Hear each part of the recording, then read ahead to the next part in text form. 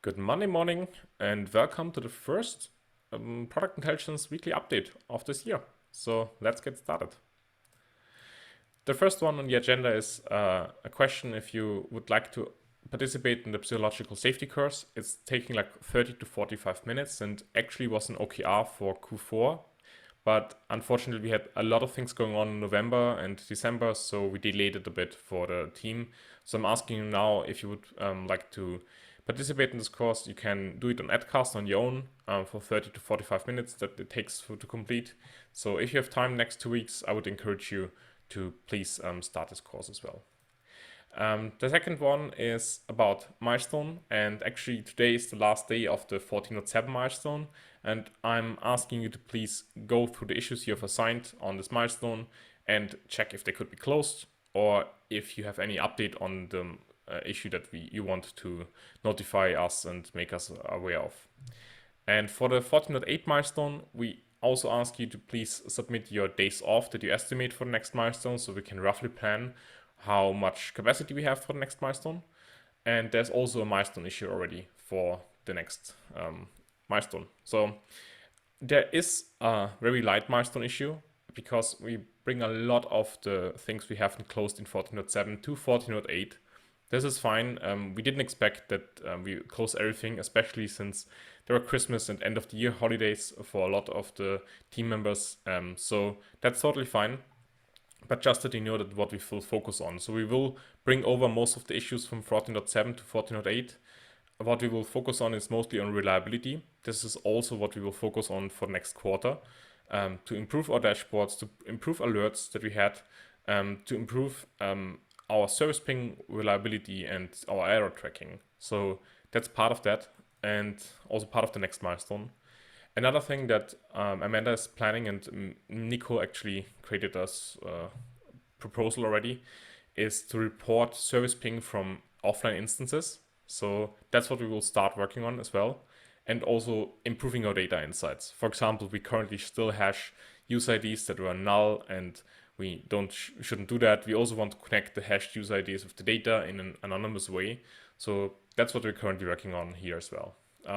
Again, as a reminder, please report what's currently the status of your issue that you're working on and if it could be closed, and fill in your days off so you can roughly plan for the next milestone. And now to something that you might have seen already from Nikolai as part of the last sync meeting. I just want to reiterate it here because it's super cool. Nikolai built the service ping health dashboards, which means we can now have a better insight into the current service ping of SaaS and self-managed and how healthy they are. This means like what metrics did fail, how does the data differ from the last metric, and I think this is a really good starting point so we can also build alerts on the future on that. And you can look at this dashboard. It's actually currently in review by the data team, so we can verify the data and can get it approved as an actual dashboard that we can use. Also, Nikolai did put together some training and videos and monitor dashboards for the snowplow monitoring. That means that we snowplow is like a system that goes from the GitLab instance to some collectors to some Snowflake instance. So it's like spanning all over a lot of systems, and you need to know where things fail.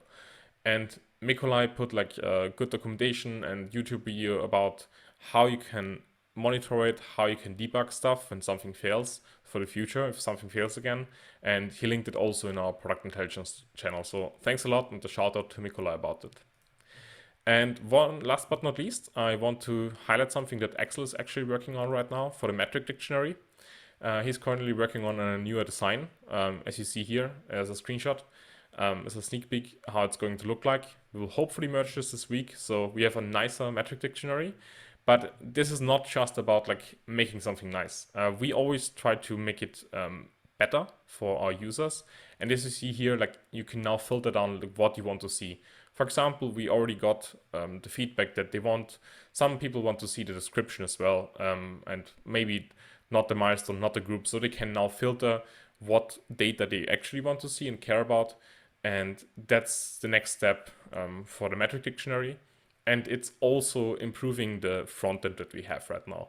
So it's now no longer this Ruby generated HTML. It's now a proper front end that we have, and we can now build up on and improve the metric dictionary even further.